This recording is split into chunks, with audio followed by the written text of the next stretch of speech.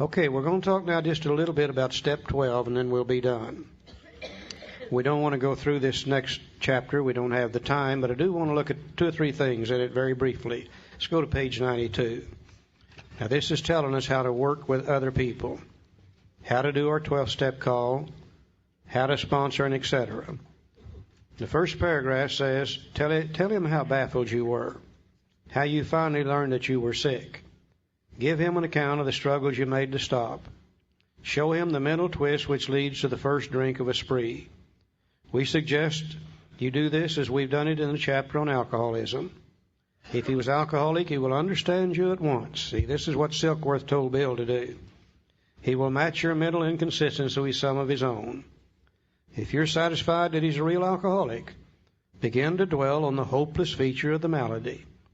Show him from your own experience how the queer mental condition surrounding that first drink prevents normal functioning of the willpower. In other words, we share our story, and we show him our allergy, our obsession of the mind, our hopeless condition of the mind and body, and if he's a real alcoholic, he'll match it immediately. We get his attention that way. We tell him exactly what's wrong with him. Page 93. Let him ask you that question if he will. Tell him exactly what happened to you. Stress the spiritual feature freely.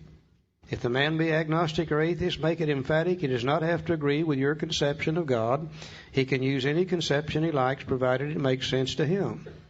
The main thing is that he be willing to believe in a power greater than himself, and that he live by spiritual principles, and sharing our story and telling him what happened. Then we get the idea of the need for the spiritual experience across to him, after we got his attention by talking about the problem. Page 94. Outline the program of action, explaining how you made a self-appraisal, how you straightened out your past, and why you are now endeavoring to be helpful to him. Talk to him about the program of action, take him by the hand, and walk with him through the program of action. You see, it's suggesting here that we do the same thing the first 100 did. It's suggesting here we do the same thing the Big Book does. You see, the Big Book was the 12th step in print.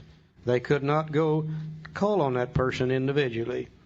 So the book had to tell him the problem, tell him the solution, show him the program of action. Now, it's just as valid today, working with other alcoholics, as it was in 1939. We need have no question about how to 12-step. We need have no question about how to sponsor. This chapter tells us exactly how to do it. And I said to my sponsor one time, I said, well, I'm afraid to work with another person. I'm afraid I'll hurt them. And he said, Charlie, you can hurt them. He said, they're going to die from alcoholism anyhow. That there's no way you can hurt them, and you might help yourself. So if you're not working with others yet, for God's sake, start. The 12th step has 3 pieces in it, very briefly. The first part is the greatest promise in the book. Having had a spiritual awakening is the result of these steps. I think that promises to me that if I apply the first 11 steps in my life to the best of my ability, I will have a spiritual awakening. Now, what is a spiritual awakening? A personality change sufficient to recover from alcoholism. Bill tells us in the 12 and 12, there's many kinds of spiritual awakenings. There are people in AA, but they've all got certain things in common. That is, that we're able to feel, believe, and do things we could never do before on our own strength unaided. I feel things I've never felt before. I feel love, patience, tolerance, compassion, and goodwill toward my fellow man. Before AA, I could have cared less about you. Oh, yeah, you could have some, but I always got mine first. I don't feel that way anymore. I believe things I've never believed before. I believe God is a kind and a loving God. I believe He stands ready to help any human being anywhere in the world the instant they're ready to give up on self-will and turn to Him. When I came here, I thought He was hellfire and brimstone. I thought He was a God of justice. Thank God He's not a God of justice. If He was, I wouldn't be here today, would I? Some of you guys wouldn't be here either if He was. Surely, surely He's pure mercy, pure love. Believe that with all my heart. I can do things I never could do before. By golly, I can stay sober. I never could do that before. And because of the fact I'm sober, I'm allowed to do many, many, many, many things that I never dreamed that I could ever do. Like being here, going to Iceland, riding under the Channel, going to Paris, France. Things that I never could do before. So surely I've had some kind of spiritual awakening. Now I'm charged, though, with a responsibility. There really are no free rides. You do have to pay for what you receive. I am now charged with the responsibility of carrying this message to other alcoholics. Not a message, not the message, not some message, this message. What is this message? Having had a spiritual awakening is the result of these steps. I'm not like I used to be. Now, if you're in AA today and you're all screwed up and you don't feel good, if you've been doing a little drinking or even thinking about doing a little drinking, I know exactly where you're coming from. That's where I came from, too. But I applied these first 11 steps, and I had a spiritual awakening, and I'm not that way anymore. And if you don't want to be that way anymore, then you apply the first 11 steps, and you won't be that way anymore either, because you'll have a spiritual awakening. It's the only message that AA's got. Some of us start fancying ourselves as healers, marital advisors, spiritual advisors, economic advisors. God, I don't know of anybody that screwed those things up worse than we have. No, we just know one thing. And let me tell you something. The one thing we know it better than anybody alive. You and I know more about alcoholism than anybody alive. We're the only people that's ever experienced it.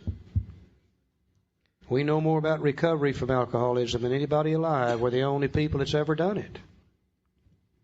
I think we're the luckiest people in the world.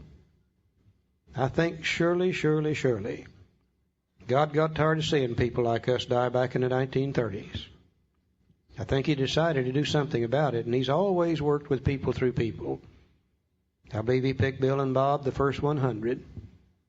I think He picked Abby Thatcher and Dr. Young and Dr. Silkworth and the Oxford groupers and that whole bunch and put it together so we could have it today. Now, if that's true, and He picked people then we've got to realize that all those people are dead and gone. They're no longer here. If He picked them then surely He's still picking them today.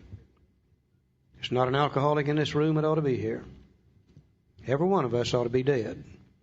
Some of us 2 or 3 times. And we said, my, wasn't we lucky last night? I don't think luck had anything to do with it. I think God picked you out, let you suffer your alcoholism so you would learn what He wants you to know.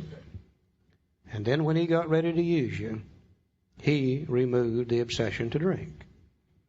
And that's the only reason we're here today, to be able to help other alcoholics. They tell me that 97 out of 100 of us are going to die, never even knowing we're alcoholic. If that's true, 3% of us are stumbling in the doors of AA. Less than half of us are recovering. We're talking about 1 out of 100. I used to say, God, why am I an alcoholic? Today I say, God, why am I not one of those dying from alcoholism? He's got a job for me. He's got a job for you. And it's only when you fit into God's plan for you that you really become happy. I think every human being on earth today, God's got a certain purpose for them. And I think ours is to carry this message of recovery to other alcoholics. We have the ability to avert death in countless thousands and thousands of people. Very few people have that opportunity. Carrying this message is very simple. Just do it like the book says to do it. And it always works for those that want it. If they don't want it, we can't do a thing about that. The final thing I have to do is practice these principles in all my affairs. Now, what are the principles? Oh, we hear arguments about this all the time. The principle of 1 is this, and the principle of the 1, 2 is that, and No, I think he's referring to the steps. He said, having had a spiritual awakening as the result of these steps, he already used steps once in step 12, so he's not going to use it twice. So this time he'll call them principles. Another place he calls them proposals. In the front of the 12 and 12, he says the 12 steps of Alcoholics Anonymous are a set of principles. He's referring to the steps. Now, it's easy for me to practice the 12 steps of Alcoholics Anonymous in AA. I love you. I hope you love me. And we're going to do our best not to hurt each other. But I'm only in AA at the most an average of an hour a day.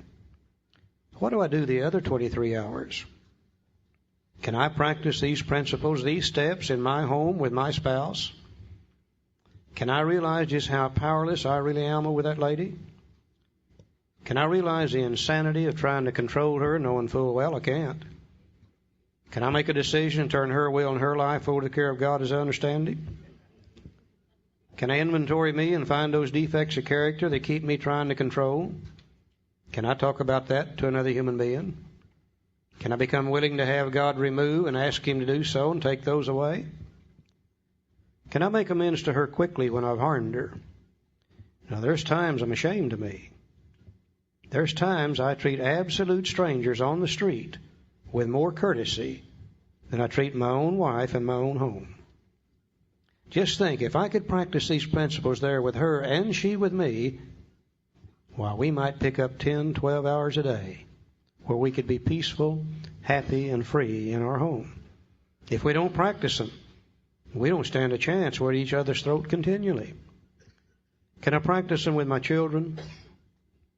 If I can do this with my children, what little time I have left with them is good times. If I don't, I try to control, they resist, we have no good times at all. I might pick up another hour, 2 or 3 a day there. Can I do it on the job with my co-workers?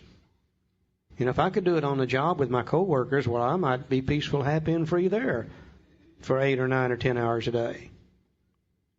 Aren't we really saying that we have a set of tools that if we practice them in all our affairs, we can be peaceful, happy, free, and serene 24 hours a day, 365 days a year if we wish to? My sponsor used to say, Charlie, you can be just as happy as you want to be. And I'd say, you old fart, you have no idea what you're talking about. Today I hear myself saying, you can be just as happy as you want to be. You got the tools to do it with. Now make no mistake, God is not going to do this for you. Other people are not going to do this for you. But you, with God's help and the help of other people, can do it for yourself. I think we're the luckiest people in the world. I really do. Joe? Now, where does all this stuff come from? Well, it comes from the best of medicine, psychology, and religion. And there's a story in that other book about this fellow, and he was walking around practicing these principles and carrying this message. And one night he told the people there, he said, the things that I do, you can do also, and even greater. Well, a couple of guys heard this, and they went back to the little village. They had a sick friend there. They brought him to the meeting the next night. Now, I like to think they were alcoholics, because they went up on the roof and they chopped a hole in the roof. And they let the guy down in there. And he looked at that guy and he looked up at them and he said, well, it's by your faith that this man was healed. See, it was by the faith of the people in the Fellowship of Alcoholics Anonymous when I arrived that I was able to hang around till I could come to believe, so that I could come to take some decisions, so that I too could come to have faith. The Fellowship of Alcoholics Anonymous is extremely important to me. It was by their faith for me. Later on, he was in a little town called Cernan. And after the meeting that night, and he was leading the meeting or speaking at the meeting, and after the meeting that night, they were standing around smoking cigarettes and drinking wine, I guess, or coffee or whatever they were doing. And they were talking.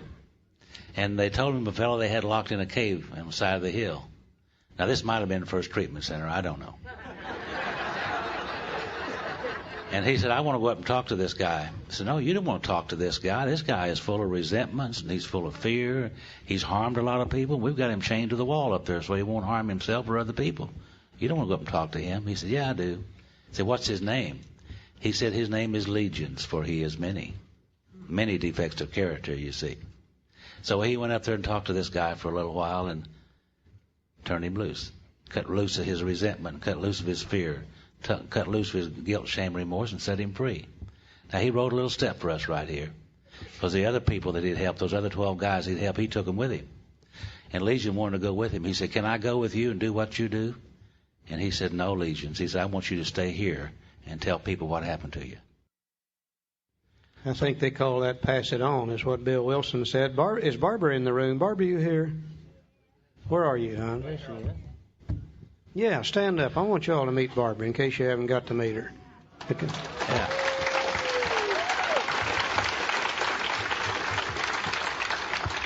You can tell by looking at her why I'm in love with her. She's red-headed. Okay, let's go to page 164. Said our book is meant to be suggestive only. We realize we know only a little. God will constantly disclose more to you and to us. Ask Him in your morning meditation what you can do each day for the man who's still sick. The answers will come if your own house is in order. But obviously you cannot transmit something you haven't got. See to it that your relationship with Him is right. That's the only relationship this book talks about, by the way. See to it that your relationship with Him is right, and great events will come to pass for you and countless others. This is a great fact for us. Abandon yourself to God as you understand God. We did that in steps 1, 2, and 3. Admit your faults to Him and to your fellows. We did that in 4, 5, 6, and 7. Clear away the wreckage of your past. We did that in 8 and 9. And give freely what you find and join us. We'll do that in 10, 11, and 12. And we shall be with you in the fellowship of the Spirit, and you will surely meet some of us as you trudge the road of happy destiny. May God bless you and keep you until then. We love you all. Thanks for letting us be here.